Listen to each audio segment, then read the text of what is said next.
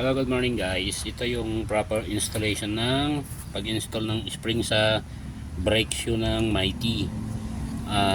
Hindi siya pwede ilagay sa loob kasi didikit siya dito sa may sensor ng ABS. Dapat yun ilalabas. Tapos kung ilalagay kasi dito sa loob, ang adjustment ng preno hindi maganda. May sasalpak naman siya pero yung pag-adjust ng preno hindi maganda. Dito lang kumakapit. Ayan, dito lang oh. Ayan oh. Ito yung gasgas na yan. Yan lang yung kumakapit. Hindi katulad nung dito sa labas. Ayan, pantay yan na lalapat.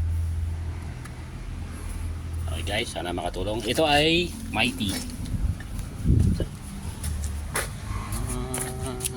Hyundai Mighty.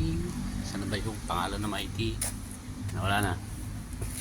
Hyundai Mighty na